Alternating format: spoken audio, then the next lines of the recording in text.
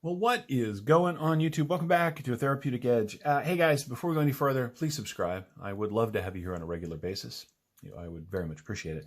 All right, let's get to the knife. This is a Ganzo. I haven't had a Ganzo knife on this channel in forever. This is the FH921 Gray. These are about 28 bucks, really budget friendly. This one happens to be D2, and Ganzo, for whatever else they may or may not do, they do a great job with their D2. It is a steel liner lock with G10 gray scales and a G10 Backspacer. It has a stamped steel pocket clip, which, yeah, this knife is not perfect. Nope. But for 28 bucks or 32, whatever it was really budget friendly. You know, you give a little to get a little. It's got some G10 thumb studs on it, which are shaped really interestingly. Yeah, okay, so I'm not going to lie. This is not my favorite Ganzo ever. I have a few that I really, really enjoyed, particularly from their early FH series. This is not one of them. Now, don't get me wrong. This is a very comfortable, well-made, super budget-friendly knife, but they did some stuff here that, well, we'll get to it as we go. The one thing they didn't skimp on, and they did do a fantastic job on, is this blade. The D2 is well done. There are no marks, mars, or scratches. It comes to a very nice edge. The plunge is done just right. There is no smile, no frown, by which I mean they came to the end of the plunge and they didn't swoop back up the sides at all. It's really well done. It is a high-gloss satin, which I'm not a huge fan of, particularly in a work knife, but that's the way they did it. The tip is very, let's see if there's a better, there we go, very stabby. I'll tell you what, this is a pokey knife. I love that the flats kind of angle up, and then the rest of the blade is a high flat grind, particularly towards the front, so you do get a very nice edge. The steel liners are milled out on the inside for a little bit of weight reduction, and while they're not proud, they are, as you can see, visible.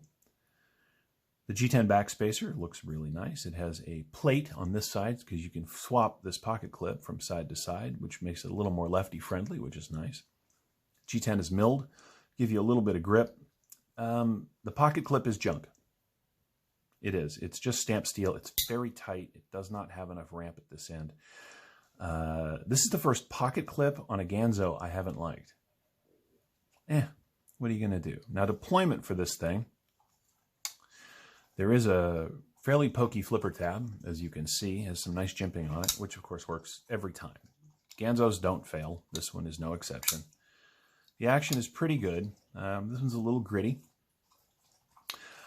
Now we come to the thumb studs. Why? I mean, they work. I mean, they work, which is great. But you gave it a flipper tab that works every time already. Why would you put big slabs of G10 on the sides? It's a design aesthetic. They decided to go with it, and who am I to argue? But it's not my favorite thing in the world. And it actually makes the knife... Look, this is going to sound funny, but the thing about Ganzos, particularly this series of Ganzos, is that they are cheap, but they don't generally look and feel cheap. It's one of their selling points, is that you get a lot of knife for not a lot of money. Now, I know you're Ganzo people. Oh, they make clone. Look, I don't care. I don't buy those.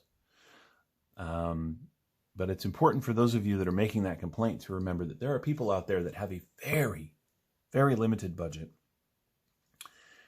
So they buy knives they can afford. That's it. It's just that simple. You know, as that's the case, every once in a while I like to bring some on board, particularly when they're well done, even though this is not a stellar example of that, so that people that are running on a $20 or $30 budget know where to get a good knife. If you don't like it, don't watch. Don't buy it. I'm not saying anyone has to. I'm just saying that's why this is on the channel.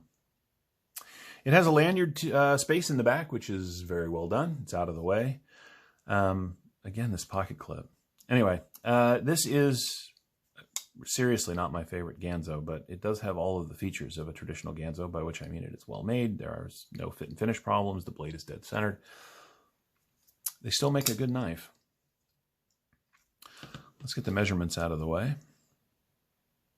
Blade on this one is 1, 2, 3, and a little over 3 1/4 of cutting on 3.5 inches overall. The grips area from back just behind the flipper tab, 1, 2, 3 3/4, which is just a little small for me, right? But not in any way that it's uncomfortable. Because of the shape of the handle, I feel like I get a really good grip. It's got jimping on the blade right here, and I wish that it was a little more forward, well, for my hands. Now, and it's also got this dip right here, which is sort of where your thumb is supposed to land. For me, that makes it feel sort of tight in the hand. In other words, my hand is too big for that. But for most people, I think that would work probably pretty well. The thumb studs are ridiculous, but they work. We'll leave it at that. The overall knife looks like 7 3/4. 7 3/4 overall. Not a bad size.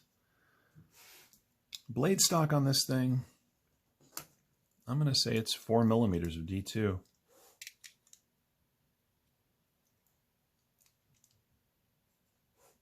Oh, I'm sorry, 3.5. I was so close. Yep, 3.5 millimeters, which is a nice slab of D2. And again, they did the grind on this beautifully. It is dead even across the entire blade. Comes to a very nice edge. Okay, let's see how much it weighs.